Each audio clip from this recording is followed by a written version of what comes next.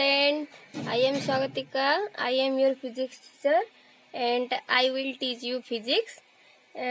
Previous class में हम discuss किए थे कि टाइप्स ऑफ वेक्टर क्या क्या होता है। तो मैं को इनिशियल वेक्टर एंड को प्लानर वेक्टर तक बताई थी। आज हम पढ़ेंगे कि को लीनियर वेक्टर क्या होता है। ठीक है, फर्स्ट लिखेंगे को लीनियर वेक्टर।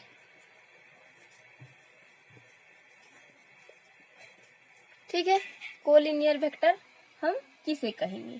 पहले डेफिनेशन लिख लेंगे। Vectors having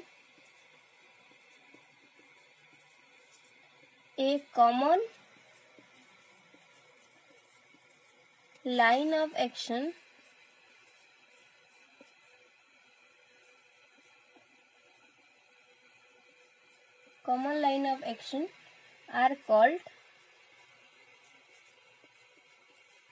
are called collinear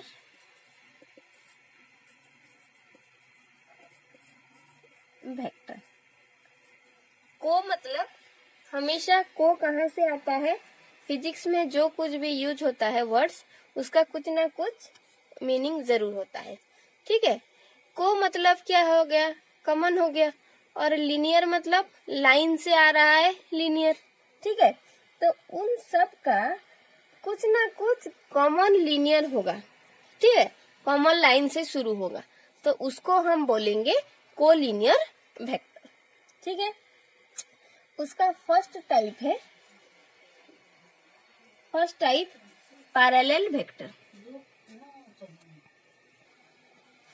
parallel vector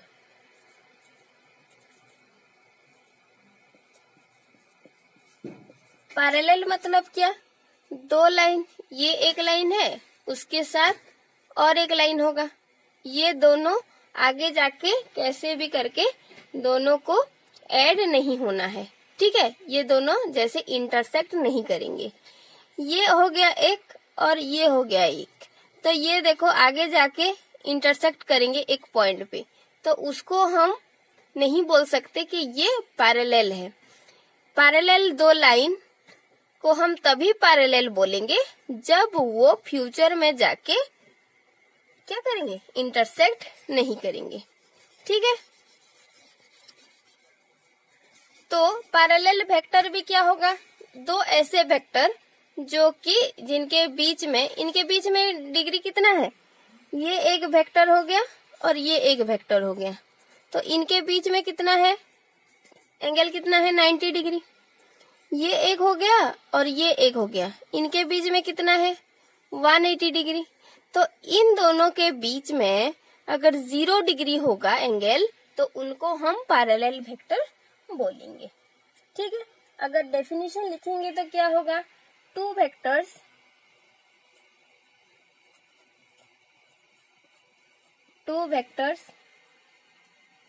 acting along same direction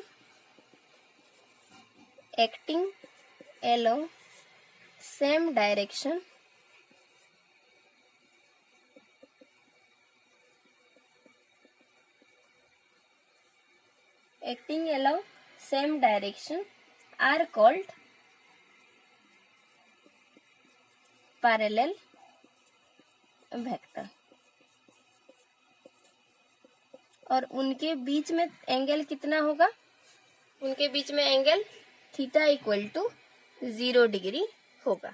ठीक है, अगर हम एग्जाम्पल के थ्रू लेंगे तो if u is a vector and v is a vector, दोनों किस साइड में जाएंगे? सेम साइड में ही जाएंगे। एक्स एक्सिस में जा रहे हैं तो एक्स एक्सिस में, ये भी एक्स एक्सिस में ही जाएंगे। ठीक है, और दोनों के बीच में एंगल कितना होगा? 0 डिग्री होगा, तभी उसको हम पैरेलल वेक्टर बोलेंगे। ठीक है, सेकंड में होगा एंटी पैरेलल वेक्टर।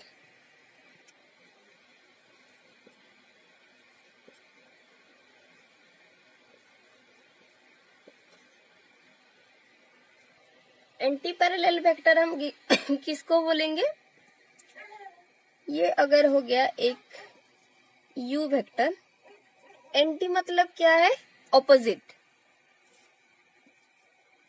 ये अगर हो गया v वेक्टर तो इन दोनों को क्या बोलेंगे, एंटी पैरेलल वेक्टर बोलेंगे। पैरेलल होंगे लेकिन ऑपोजिट डायरेक्शन में होंगे, ठीक है। तो इनके बीच में थीटा इक्वल टू कितना हो जाएगा, थीटा इक्वल टू 180 डिग्री हो जाएगा, ठीक है। अगर डेफिनेशन लिखेंगे तो क्या होगा इसका, two vectors which are directed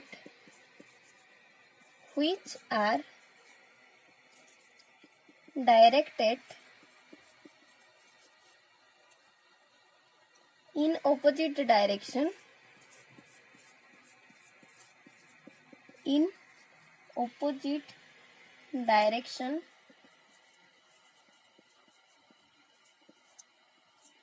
called anti-parallel vector, anti-parallel vector, ठीक है। दो वेक्टर को हम तभी एंटी पैरेलल वेक्टर बोल सकते हैं जब भी वो दोनों पैरेलल होंगे लेकिन ऑपोजिट डायरेक्शन में होंगे, ठीक है। ये वाला एग्जांपल हो गया एंटी पैरेलल वेक्टर का। फिर पढ़ेंगे कोप्लानर वेक्टर किसे कहेंगे, कोप्लानर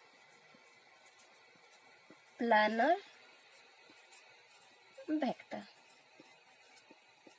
ठीक है।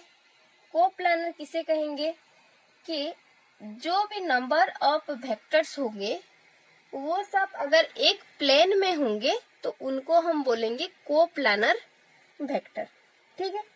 पहले डेफिनेशन लिख लेंगे, वेक्टर्स और number of vectors situated in a single plane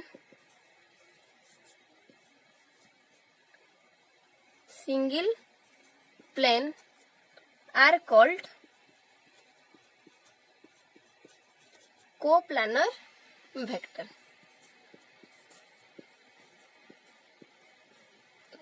coplanar vector, ठीक है। कोप्लानर किसे कहेंगे, देखो अगर एक एग्जांपल लेंगे, ये अगर एक प्लेन है, ये व्हाइट बोर्ड जो है ये अगर एक प्लेन हो गया, ठीक है। तो इस प्लेन में अगर ये एक वेक्टर है, ये एक वेक्टर, ये एक वेक्टर, तो इन तीनों वेक्टर को क्या बोलेंगे, कोप्लानर वेक्टर बोलेंगे। क्योंकि ये व्हाइट बोर्ड एक अगर प्लेन हो गया तो इस प्लेन के ऊपर ही u वेक्टर, v वेक्टर और w वेक्टर है, तो इन तीनों को हम बोलेंगे कि ये तीन क्या है, कोप्लानर वेक्टर है, ठीक है। नेक्स्ट हो गया लोकलाइज्ड वेक्टर। लोकलाइज्ड वेक्टर, ठीक है। हम लोकलाइज्ड किसे कहेंगे, अगर कुछ वेक्टर है जिनका इनिशियल पॉइंट फिक्स्ड होगा। अगर हम एग्जाम्पल के लिए लेंगे तो अगर हम कहाँ पर है, हाँ मैं पदमपुर से हूँ और पदमपुर में ही जॉब कर रही हूँ, तो मुझे क्या बोलेंगे कि आप लोकल हो। तो लोकल का मतलब क्या है, जिसका जहां से शुरू हो रहा है। मैं कहाँ की हूँ, पदमपुर से हूँ और पदमपुर फिक्स्ड है, सब लोगों को पता है कि ये पदमपुर है और ये यहाँ के है, तो हमें बोलेंगे कि ये लोकल है, ठीक है। तो लोकलाइज्ड वेक्टर किसे बोलेंगे, जहां से शुरू होंगे, मतलब एक ये पॉइंट है, यहाँ से नंबर ऑफ वेक्टर्स शुरू हो रहे हैं, u v w x y, ये सब वेक्टर है, यहाँ से शुरू हो रहे हैं, तो इसको क्या बोलेंगे, जहां से शुरू होता है, इनिशियल पॉइंट बोलेंगे। अगर ये इनिशियल पॉइंट फिक्स्ड है तो उसे हम बोलेंगे कि ये लोकलाइज्ड वेक्टर है। कौन सा लोकलाइज्ड वेक्टर है, ये सारे लोकलाइज्ड वेक्टर है। अगर ये फिक्स्ड नहीं होगा तो क्या बोलेंगे, नॉन लोकलाइज्ड बोलेंगे, ठीक है। डेफिनेशन लिखेंगे, डेफिनेशन में क्या है, डेफिनेशन भी हम खुद बना सकते हैं, जैसे कि द नंबर ऑफ वेक्टर्स और वेक्टर्स, ओनली वेक्टर्स लिखने से भी होगा, वेक्टर्स हुज, जिसका मतलब जो वेक्टर है उनका अगर initial point, vectors whose initial point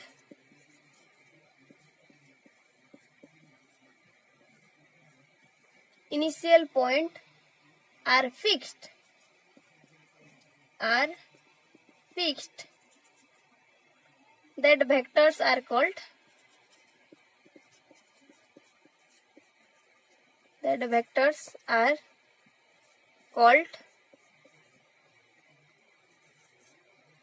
localized vector।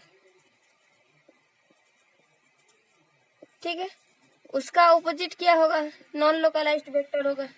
उसका ऑपोजिट नॉन लोकलाइज्ड वेक्टर क्या होगा? उसका डेफिनेशन लिखेंगे, खुद से लिखेंगे कि जिन वेक्टर का इनिशियल पॉइंट फिक्स्ड नहीं होगा उसको हम नॉन लोकलाइज्ड बोलेंगे। ठीक है, the vectors whose initial point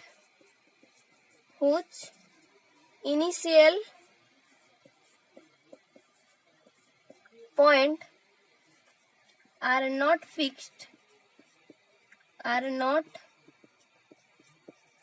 fixed called non-localized vector।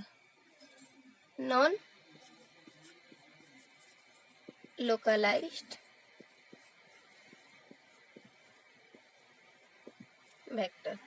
ठीक है, नेक्स्ट देखेंगे कि स्केलर मल्टीप्लिकेशन ऑफ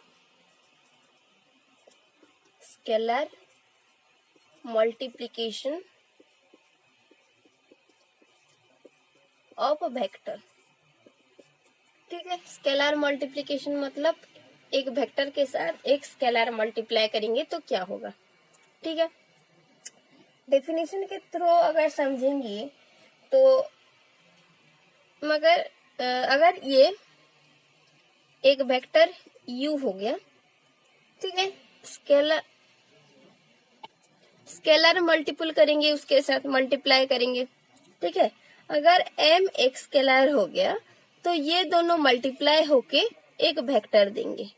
ठीक है, इसके साथ अगर एग्जांपल लेंगे तो ये अगर एक वेक्टर हो गया, वेक्टर क्या हो गया?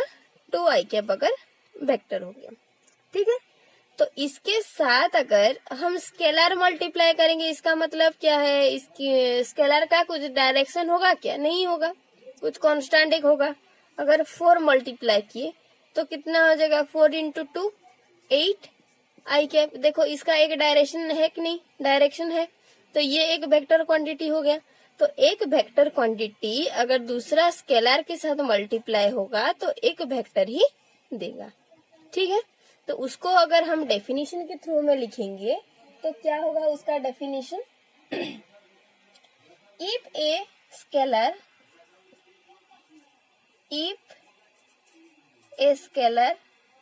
multiply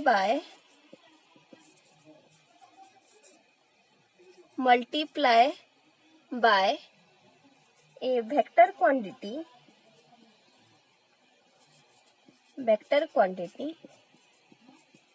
it gives a vector quantity. Vector quantity और स्केलर क्वांटिटी के बीच में जो डिफरेंशिएट किया जाता है, कैसे किया जाता है? अगर किसी भी क्वांटिटी के ऊपर ऐसे एरो मार्क है तो उसको हम जानेंगे कि ये वेक्टर क्वांटिटी है। इसके ऊपर कुछ है क्या? नहीं है, तो ये क्या है? एक स्केलर क्वांटिटी है। इसके साथ देखो एक डायरेक्शन है, एक मैग्नीट्यूड है, तो एक मैग्नीट्यूड और डायरेक्शन होने से क्या बोलते हैं? उसको वेक्टर बोलते हैं। दोनों मल्टीप्लाई होके कितना हो गया? 8 हो गया, और उसके साथ आई कैप भी आ गया। तो आई कैप एक क्या है? डायरेक्शन है एक्स एक्सिस के लिए। ठीक है, तो मैग्नीट्यूड एंड डायरेक्शन बोथ होता है तो उसको हम क्या बोलते हैं? वेक्टर बोलते हैं। तो किसी भी स्केलर क्वांटिटी को अगर एक वेक्टर के साथ मल्टीप्लाई करेंगे, if a scalar quantity multiply by a vector then it gives a vector quantity. ठीक है, और नेक्स्ट पढ़ेंगे कि मल्टीप्लीकेशन कैसे होता है वेक्टर क्वांटिटी का वेक्टर क्वांटिटी के साथ। ठीक है, मल्टीप्लीकेशन कैसे होता है और एडिशन कैसे होता है।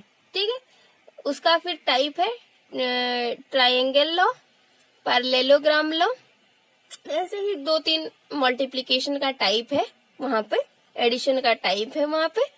तो वो उसके थ्रू में देखेंगे कि हम मल्टीप्लाई करने से और एडिशन करने से क्या क्या होता है। ठीक है, उतना टाइम तक जो भी कुछ डाउट वगैरह है तो कमेंट सेक्शन में बोल दो, उसी में हम वीडियो बनाएंगे।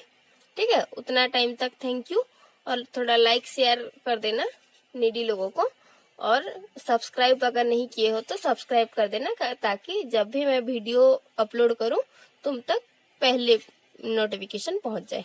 ठीक है, थैंक यू।